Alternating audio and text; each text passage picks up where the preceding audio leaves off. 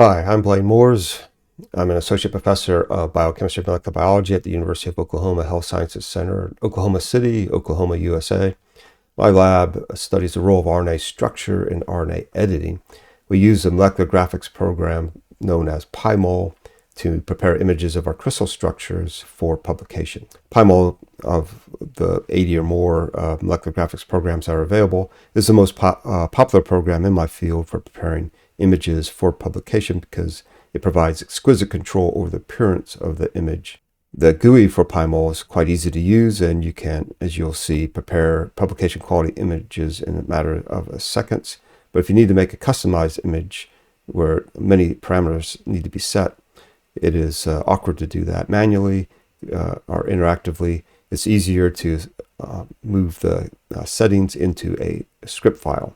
The assembly of the script files can be onerous and intimidating initially, but we have tried to ease the assembly of the scripts by preparing templates, code templates, or code fragments or code snippets. Here are some examples of images prepared with PyMOL on the covers of some leading journals. There are over 100,000 users of PyMOL. Many of them have contributed to a PyMOL wiki. This wiki has over 500 pages. It is now maintained by the Structural Biology Grid Consortium. It's based at Harvard University. PyMOL was developed by Warren Delano in the late 1990s and released in 2001. Its maintenance is now carried out by Schrodinger Incorporated, the developer of structure-based drug design software. You can pay Schrodinger a license fee to download installers of PyMOL for Windows, Mac, and Linux. However, you can also install the penultimate version. New versions come out once every 4 months. Instructions for installing these penultimate versions for free are found on the PyMOL wiki. This is a GUI for PyMOL. It shows a viewport in the lower right-hand corner. You can rotate the molecule by using the mouse cursor. Each molecule that you load up into the viewport becomes a separate molecular object, which shows up in this internal GUI to the right. I should hasten to add that PyMOL can read in over 20 different kinds of coordinate file formats, and it can be used with all kinds of molecules, not just biopolymers. So each of these items gets 5 menus, these 5 tabs that have letters on them. So A represents action. We go down to the preset option that leads to this submenu, which shows a number of alternate molecular representations. So I've selected the publication representation, which gives us a ribbon diagram in which the alpha helices are shown as these coiled ribbons and the beta strands are shown as flattened ribbons. This kind of representation was developed by Jane Richardson at Duke University several decades ago. It's known as a ribbon diagram because it emphasizes the secondary structural elements in a protein structure while hiding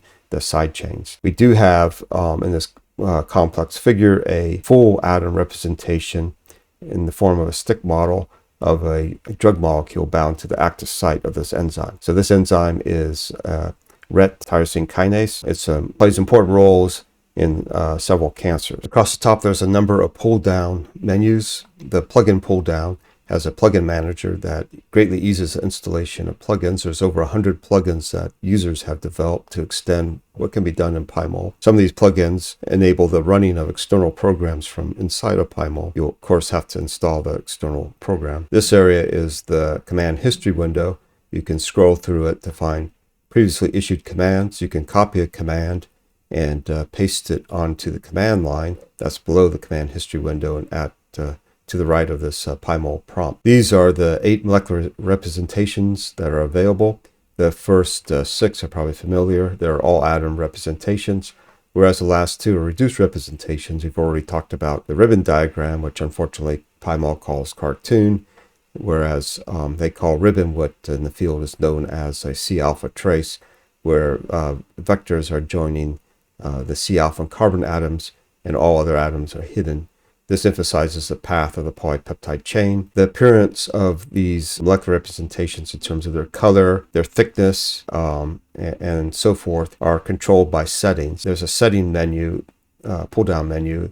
If you go to Edit All, this table will appear. You can check and uncheck boxes to apply or to turn on or off various settings, and you can change the parameter values of the settings.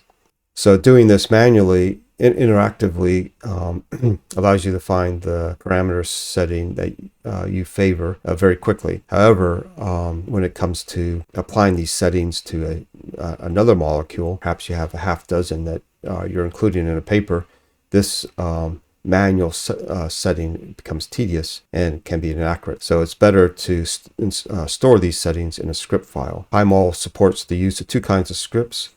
It has its own domain-specific language called macro, which I call the PyMOL macro language because it ends with this PML file extension. Oh, I've never seen the definition of PML.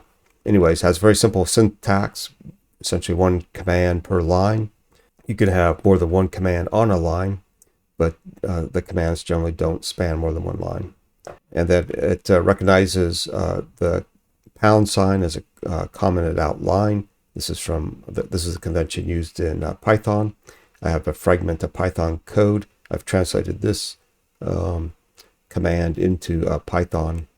You can see that the PyMOL macro language is easier to read and understand than the Python syntax. I've mapped commands like these spanning multiple lines to shortcuts or aliases. You just enter the name of the shortcut, and then so many lines of code are applied. In this case, 17 lines of code. One line of code converts the carbon atoms to black color, and whereas hydrogens remain this off-white color, nitrogens are blue, oxygens are red, and phosphorus is orange. This is from a crystal structure of RNA hairpin. That's 26 nucleotides in length. In the center, we have the application of the AO shortcut, which applies the ambient occlusion, and the carbons are left in their default off-white color. And then we've also applied G scale, which is for grayscale. This shortcut is mapped to over 100 lines of code. Grayscaling is not available in PyMOL by default. So in this case, we have two shortcuts separated by, on one line, they're separated by a semicolon. This could be used on the command line. You can also use a command like this in a PML script file, and it'll be recognized. This shows ray tracing. This is built into PyMOL, and one reason why PyMOL is popular. It's been applied to the view on the left. This is another example of applying shortcuts. In this case, we are showing how the molecules relate to each other in the crystal lattice. The box represents the unit cell, the basic building block of a crystal lattice. In this case, it's the same RNA hairpin that we saw on the last slide, but these hairpins are now oriented horizontally. 4 of these are found in one unit cell, a tetragonal unit cell. I've colored the 4 symmetry mates differently. They're in a sphere representation. So by default, when I generate these, going to the action pull down, generate symmetry mates, I get the symmetry mates that are closest to the molecule that was initially loaded. However, if I apply this SC111 shortcut, I get the symmetry mates filling out the unit cell, so I can see how the crystallographic symmetry relates one molecule to the next. So these are related by a 90-degree rotation and a quarter translation along the C edge. The 111 corresponds to the number of repeats along the A, B, and C edges of the unit cell. For example, this shows SC113, where we have 3 repeats of the unit cell along the C direction. By doing this, you can see how these RNA hairpins are stacking side by side on each other to form a superhelix. So as I mentioned, you can have the shortcut. You can add the shortcut names to a script file, a PML script file. But you're more likely, when producing a figure for publication, you may need to add additional commands and perhaps even additional shortcuts. This shows a PML script file that's being edited in Visual Studio Code or VSC. So the advantage of VSC is that you get a preview that menu that pops up. So I started typing the name of a snippet, the label CA snippet, and I get a description of what it does. The full description is shown below. So it labels C alpha carbon atoms, represented by CA, with a single letter, code, and residue number like this R96. And then below there's the actual code that does this. This snippet has only one line of code. Most snippets have multiple lines of code. And then embedded within the code are tab stops. After this code inserted into the text file, you hit tab and the cursor will move to the first tab stop. This has a parameter value that may need to be changed. So there are multiple tab stops in a snippet. You just advance through them by hitting tab. If there's multiple copies of the same parameter value, then those will be tab stops of the same kind. You only need to change the first one to get the changes propagated throughout the snippet. So the presence of tab stops supports the accurate editing of the snippet and reduces the amount of debugging that has to be done later on. The ls snips snippet gives you a list of all the snippets that are available. These are the supported text editors. They range from the popular Atom and Visual Studio Code. They also to the more traditional editors like Vim and Emacs. So after having developed the support of editing scripts in text editors, we were in a position to also support literate programming in electronic notebooks. This is a view from Jupyter Lab of a Jupyter notebook. Jupyter notebooks, the hope is that one can do literate programming in them. So literate programming involves inserting blocks of code that's runnable from the notebook. The output will be shown below. And then you can also include blocks that of narrative. In the case of the Jupyter Notebook, the narrative block is converted from a code block to a markdown block. And the markdown blocks support the use of LaTeX to typeset math equations. So the Jupyter Labs has several different snippet notebook extensions. We used a simple one here to display the snippet library as a menu item, and then the snippets have been divided into categories, which are represented by these folders, and then each snippet's in a separate Python file. We had to convert the snippet library to Python because Jupyter only recognizes Python. It does not recognize the PyMOL macro language. However, nonetheless, it's possible to run PyMOL within a Jupyter notebook. So here's a code fragment that we're going to run that generates a block cartoon of tRNA in which the bases are represented by rectangles or squares, and they're colored by codes by the base sequence of the tRNA. So this code fragment writes out a PNG file and to my home directory. The next step is to load the PNG file.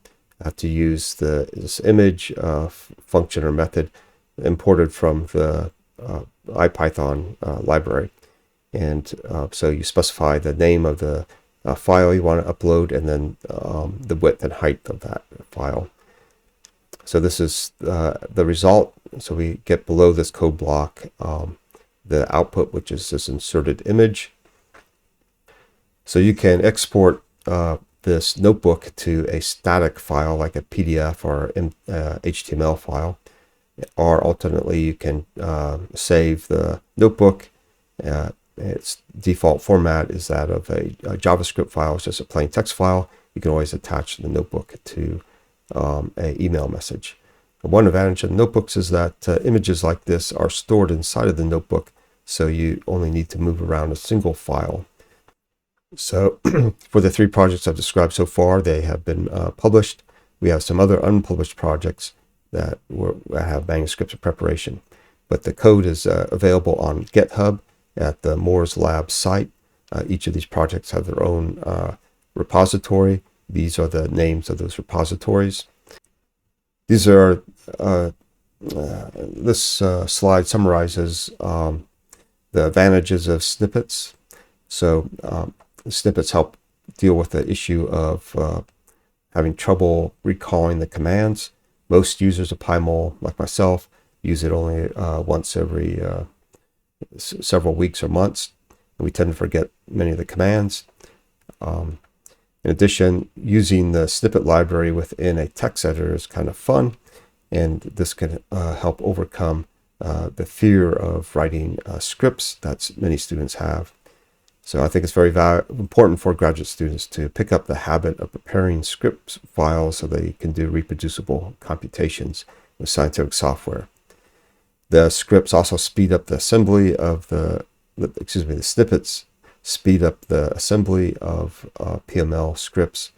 They also help reduce the time spent debugging, and they help users explore unfamiliar features of PyMOL. And as you've seen, the snippets can extend what's possible in PyMOL. So taken together, I think these features of the snippets can help overcome this widespread FOSS, fear of the command line, and fear of writing scripts. I'd like to acknowledge Marina Brown. She was a rotation student in my lab who developed documentation for the GitHub site. This documentation describes how to install the snippet libraries in each of the 17 text editors. She has developed animations that demonstrate how to do this. So in a few seconds, you can understand how to install and use the snippet libraries. I also like to thank the Oklahoma Data Science Workshop, which meets once a month and involves 8 institutions in the state. I have presented some of my results at this workshop. I'd like to thank Dr. Thomas Holder of Schrodinger Incorporated for administering the fellowship that I was awarded for developing the PyMOL SNPs libraries. And I also would like to thank all these other sources of funding for their support. I'll be happy to take any questions.